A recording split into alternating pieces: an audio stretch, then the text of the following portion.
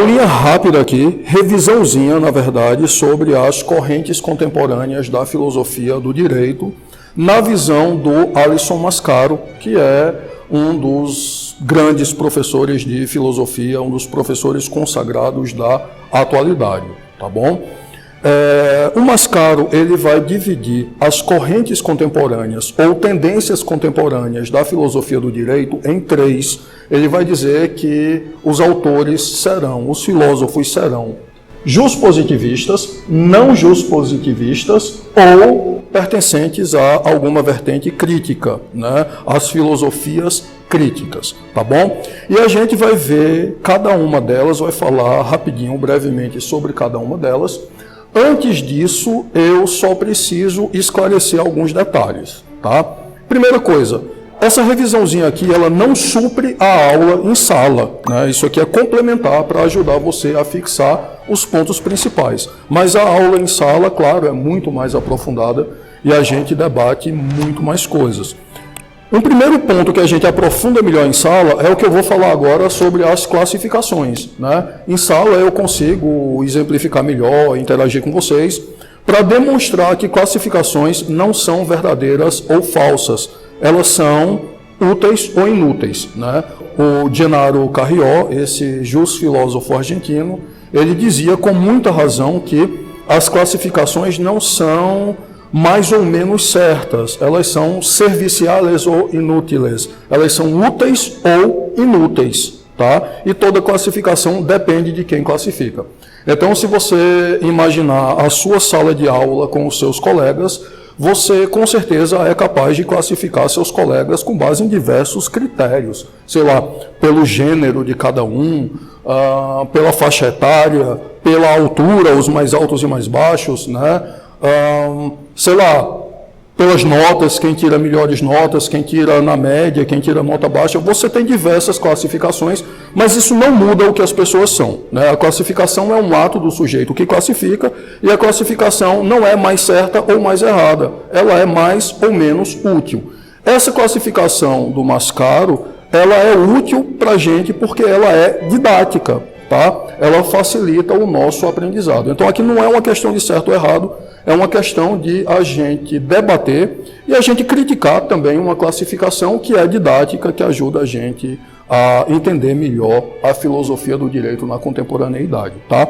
Então, primeiro detalhe, essa é uma classificação dentre as inúmeras classificações possíveis. Essa classificação trata dos filósofos do direito na contemporaneidade. E o que é isso, né? O que é contemporâneo? A gente vai estar falando do período, do momento histórico das revoluções liberais para cá. Então, posterior às revoluções liberais. A gente está falando ali do século XVII, século XVIII para cá, tá bom? O que aconteceu antes é importante, é muito importante, mas a gente não vai abordar aqui, ou a gente não vai aprofundar aqui, embora a gente até debata em sala, tá bom? Vamos lá. Então, se a gente falar desse período do século XVII, século XVIII para cá, que é o momento em que se consolida o Estado ocidental moderno, que é o momento em que o Estado realmente assume, chama para si esse monopólio de criação do direito, não é? É um dos monopólios que ele assume, e isso vai ser bem trabalhado pelo Max Weber e, posteriormente, e com mais profundidade, pelo Norbert Elias e pelo Pierre Bourdieu. Mas, enfim, quando o Estado moderno assume esse monopólio, chama esse monopólio para si, a gente tem o surgimento, a consolidação do juspositivismo, né? Sempre lembrando que antes o justnaturalismo era muito forte, né? Então tinha, sei lá, o Estado, um embrião de Estado produzindo direito, mas você tinha outras ordens jurídicas paralelas. Você estudou isso no ensino médio, né? Tinham as corporações de ofício que tinham suas próprias regras, tinha a justiça canônica, não é? Tinha a igreja, inclusive com a Inquisição, processando e punindo pessoas. Então você tinha, digamos assim, outras ordens jurídicas paralelas. Com o advento e fortalecimento do Estado ocidental moderno, o Estado meio que toma para si esse monopólio de produção do direito. E isso proporciona a consolidação do juspositivismo. Não é? O que é que vai ser o juspositivismo? Vai ser essa identificação do direito e da justiça com o Estado. Diferentemente do momento anterior, do justnaturalismo, em que o fundamento do direito estava na razão, na divindade, na natureza, havia um fundamento externo, e muitas vezes de ordem espiritual ou racional, agora o fundamento está no Estado. Vai ser direito se o Estado disser que é direito. Tá? Então isso provoca um impacto muito grande, e nós temos aí a formação do juspositivismo, não é? Nós temos os filósofos do direito juspositivistas, as teorias juspositivistas. E aí nós temos uma série de autores, como por exemplo Kant, que o Mascaro vai colocar como estando na base desse juspositivismo. Quem é juspositivista, via de regra, tem um pezinho para trás, de tal modo que ele é um pouquinho atrasado em relação aos demais, de tal modo que o seu grande filósofo, que estrutura o seu pensamento, não é nem um contemporâneo, é um moderno, é Kant. O juspositivismo remanesce de visões kantianas.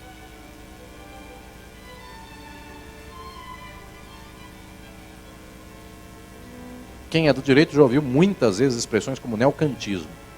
Isto é, reiteradamente, uma água que leva, um moinho que leva água ao caminho do juspositivismo. Neocantiano, neocantismo, isto é, quadrante de juspositivismo. Kant é a base dos juspositivistas. Isso é passível de debate, tá? Muita gente vai considerar o Kant justnaturalista, mas ele, enfim, diz que a base, a origem do juspositivismo vai estar no Kant, e existem bons argumentos para isso. A gente debateu sobre isso em sala. Eu posso até fazer uma videoaula complementar sobre isso depois, tá bom? Além do Kant, a gente vai ter, por exemplo, o John Austin, a gente vai ter o Hans Kelsen, a gente vai ter o Herbert Hart, a gente vai ter o Ponce Miranda, a gente vai ter toda uma série de autores, inclusive aqueles que são enquadrados no chamado pós-positivismo ou neoconstitucionalismo, como Dworkin, Alexis, que poderiam ser considerados juspositivistas também, tá? Então, se o sujeito identifica o direito com o Estado e a ideia de justiça com o Estado, ele vai ser juspositivista, ainda que possa ser um pós-positivista, né? E observe que pós-positivista não é antipositivista, não volta a ser justnaturalista. Ele apenas, enfim, dá uma atenuada, ele apenas dá uma revisada no juspositivismo, tá? Então, ele apenas dá uma atenuada no juspositivismo, tá certo? Bom, além dos juspositivistas, nós vamos ter os não juspositivistas, que são aqueles que observam não apenas o direito produzido pelo Estado, mas também a questão das relações de poder. Então, as relações de poder que existem na sociedade, e você sabe que elas existem, não é? Tem pessoas que mandam e outras são mandadas, tem pessoas que podem mais do que as outras. Veja, eu não estou dizendo que isso é correto ou incorreto, que isso é certo ou errado, nem muito menos que isso é bom ou ruim. Eu estou só constatando que isso existe, tá? Entre os não juspositivistas, ele vai colocar autores como Martin Heidegger, ele vai colocar o Carl Schmitt, ele vai colocar o Foucault, né? E perceba que são autores totalmente diferentes, em muitos aspectos contrários, né, uns aos outros. São teorias que em muitos pontos são incompatíveis. Mas todos eles despertam para esse aspecto do poder. Talvez a gente pudesse incluir aí também o Ferdinand Lassalle, não é? Justamente porque ele trata da Constituição a partir dos fatores reais de poder. Mas bem, esses são os não juspositivistas, são aqueles que consideram a questão do poder. Tá bom? E por fim nós temos as teorias críticas, ou as filosofias críticas, que são aquelas de base marxista.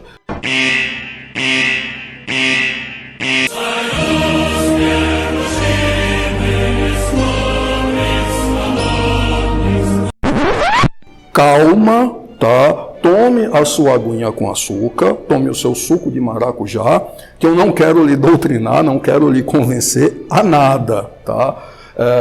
Se você gosta ou desgosta de Marx e do marxismo, não tem problema nenhum. Mas todos concordamos que ele foi um filósofo e um sociólogo importante. Ele exerceu um impacto muito grande em praticamente todos os autores que vieram depois dele. Não é? Então você pode não gostar, mas ignorar não tem como, tá bom? E aí, dentre as teorias críticas, o Mascaro vai apontar o próprio Marx, ele vai apontar o Pachucanes, que foi o maior jurista soviético, e a gente poderia colocar também alguns autores da chamada Escola de Frankfurt, né, que também é chamada de teoria crítica.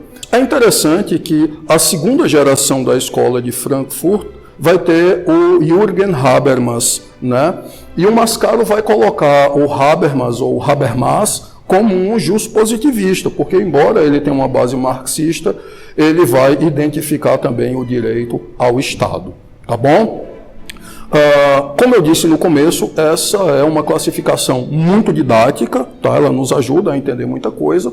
A gente não precisa concordar com ela, nem com nenhum desses autores, mas ela ajuda a entender, né? A classificação, mesmo quando a gente discorda dela, ela ajuda a entender.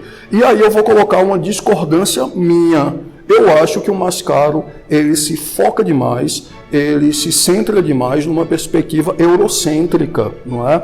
Ele parte do que foi produzido na Europa ou a partir da Europa.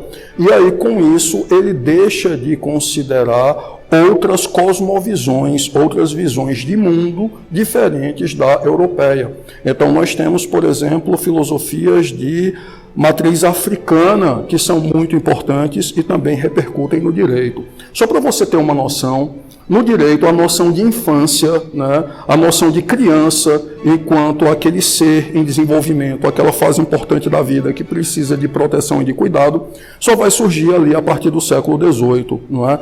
Na cultura iorubá, isso já existia muito tempo antes. Tá? Então, na cultura iorubá, isso já vinha de muito antes. Séculos antes, já havia essa noção da criança, da infância como uma fase da vida que precisa de cuidado, né?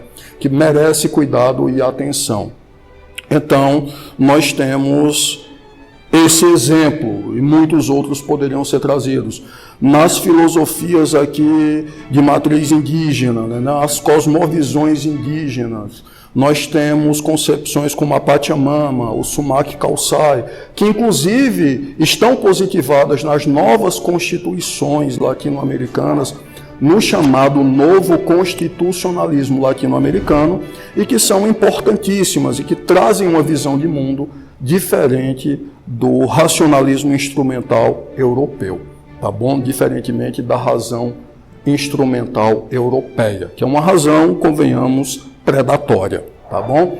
Então, eu incluiria, além dos juspositivistas e não juspositivistas e críticos de base marxista, eu colocaria também as filosofias não eurocêntricas, e aí a gente tem espaço para uma série de filosofias riquíssimas, produzidas em outras partes do mundo. Então, apesar dessa minha pequena crítica, dessa minha breve crítica, é inegável que essa teoria é bem interessante, essa classificação é bem interessante porque ela facilita o nosso aprendizado, ela permite que a gente agrupe os autores direitinho e a gente consiga estudá-los e compreender o que eles têm em comum e também diferenciá-los, tá bom? Então foi isso. Eu espero sinceramente que você esteja gostando e nos vemos na próxima aula.